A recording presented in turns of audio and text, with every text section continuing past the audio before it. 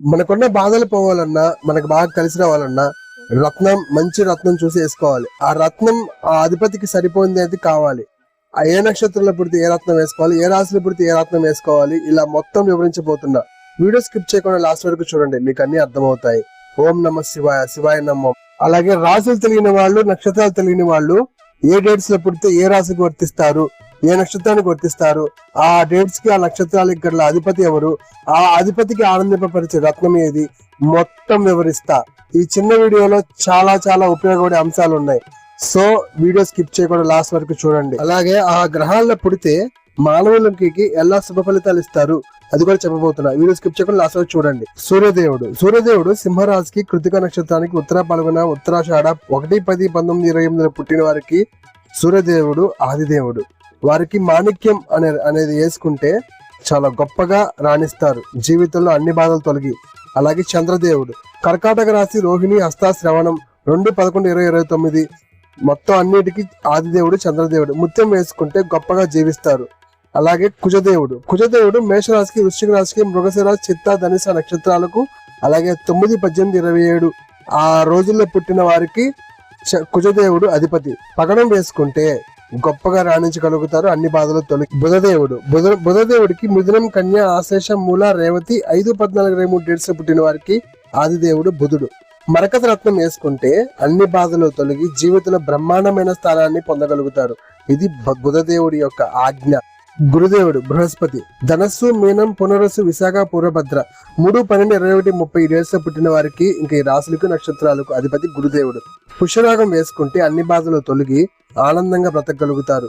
ఇది జీవితం ఒక్క సత్యం.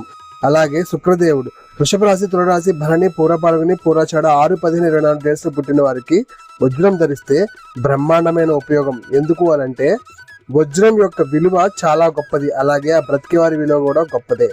అలాగే శనిదేవుడు నీలం పెట్టుకుంటే బంటు కూడా రాజు అవుతాడు. మకర రాశి, కుంభరాశి, పుష్యమి, అనురాధ, ఉత్తర భద్ర 8-17-26 ఈ డేట్స్ లో ఉన్న వారికి, ఈ నక్షత్రాలకి, ఈ రాశులకి శనిదేవుడు ఆదిదేవుడు. గొప్పగా బతకాలంటే అది. రాహుదేవుడు ఆదో నక్షత్రంలో కూడా రాహు ఉంటాడు. అసలైన సొంత నక్షత్రం శతభిషం 4-13-22-31 ఈ డేట్స్ లో పుట్టిన వారికి కూడా రాహు ఆదిదేవుడే. గోమేధికం ధరిస్తే దరిద్రం తొలగి ఆనందం సొంతమవుతుంది, అదృష్టం మీ సొంతమే అవుతుంది. కేతుదేవుడు అశ్విని నక్షత్రం, మగ నక్షత్రం, మూల నక్షత్రం 7-16-25 ఈ డేట్స్ లో పుట్టిన వారికి, ఆ నక్షత్రాలకి కేతుదేవుడు ఆదిదేవుడు. రాహువు కేతువుకి షాడో ప్లానెట్స్ అంటారు వాళ్ళిద్దరిని సొంత రాసులు ఉండవు. వైడూర్యం ధరిస్తే అదృష్టం మీ సొంతం. అలాగే ఈ గ్రహాలు మానవులపై శుభ అశుభ ఫలితాలు ఏ విధంగా వస్తాయో చెప్తా వినండి. ఆ సూర్యుడు ఆత్మ, పితృచింత, ఉద్యోగం, కఫం, శిరోవ్యాధి, అధికారములు. చంద్రుడు బుద్ధి, మనసు, స్త్రీ సౌందర్యం, మాతృచింత, క్షయ, నిద్ర. కుజుడు సోదర వర్గము, భూమి విరోధులు, విదేశీ గమనం. బుధుడు గణితం, జ్యోతిషం, వ్యాపారం, వైద్యరత్నం, పరీక్ష. గురుడు ధనం, సంతానం, వాహనం, భూగ్రహ పశులాభములు.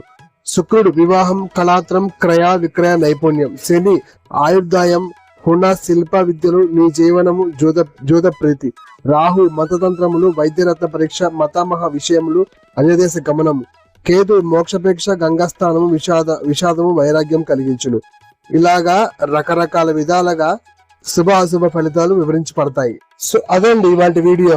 ఓం నమ శివాయ, శివాయ నమః. వీడియో నచ్చితే లైక్ చేయండి, సబ్స్క్రైబ్ చేయండి, షేర్ చేయండి. కానీ చివరాఖరి దాకా చూస్తేనే మీకు అన్ని అర్థమవుతాయి. చూసే వెళ్ళండి.